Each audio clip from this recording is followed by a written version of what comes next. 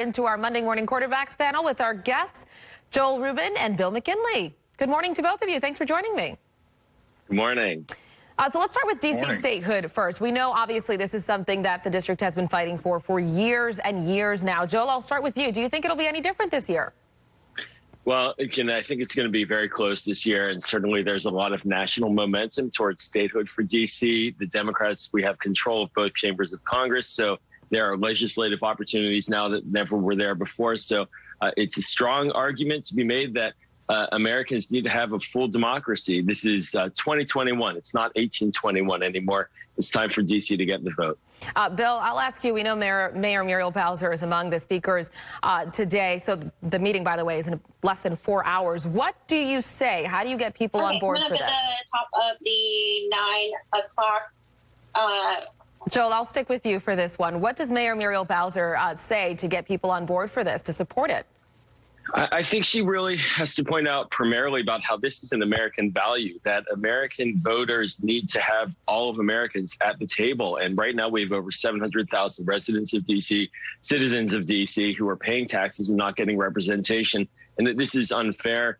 It's inequitable. It basically denies Americans the right for representation, and it's not in sync with the times that we're living in. So that's critical. Also, she should point out the fact that it's also unfair, frankly, to the Democratic Party, and try to make the argument to Democrats as well that this is a way to balance the balance of power, frankly, in the Senate, where we have nearly 2/3 of Americans represented only by 50 senators in the Senate amongst the Democrats, yet Republicans are able to block legislation all the time, and that needs to change too. So there's a couple different arguments, both to the broader American ethos as well as to the base of the Democratic Party. Yeah, all eyes on the hearing this morning. We do know it's gotten more support this time around than it has in previous years, so we'll have to see if anything changes. Let's move on now to the CDC guidelines. I don't know if we'll be able to get Bill back here, but I'll stick with you, Joel.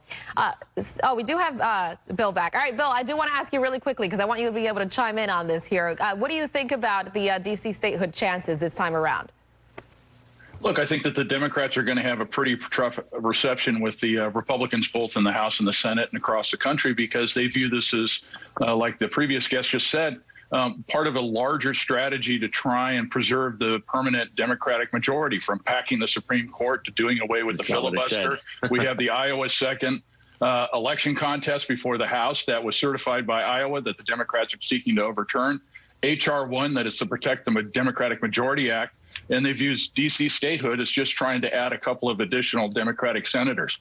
This issue deserves a full hearing, but I think you need to view it in the larger context of how the Democrats are using this process to try and preserve their majorities. Okay, we're running out of time here. I do want to move on to the new CDC guidelines. So obviously they're relaxing the social distancing guidelines. Do you think this is a good move, especially given some of the new variants that are making the rounds? Joel, I'll start with you. Yeah, I trust the science here. And if the science says that 3 feet apart in schools is okay, then let's do it. I have 3 daughters in the public schools in Montgomery County, and we are anxious to have our daughters go back to school. And we believe that the scientists, those health experts in our country, they understand what the best recommendations are. Bill, do you think they should slow their roll, or are things, the numbers have been going down for a while? Is it safe to start relaxing some of the rules here? I agree. The science is starting to show that opening up the schools is the right move, both for the, in terms of the CDC relaxing the guidelines from 6 to 3 feet social distancing, but also we need to get the sports back as well. You're beginning to see the difference between the private schools and some of the school districts that have really been forward leaning and putting their students first, being prepared to take advantage of some of these guidelines that are being relaxed based on the science. Let's open up the schools and get the kids back. Yeah, you mentioned sports here. That's been especially controversial in Maryland, whereas you mentioned some school districts, especially private schools, are relaxing those rules, whereas others don't want to take any chances. A lot of changes happening, both in terms of the D.C. statehood and coronavirus and those social distancing guidelines. All right, good talking to you both, Joel Rubin and Bill McKinley. Thanks for joining me this morning. Thanks so much. All right, Steve, I'll send it over to you.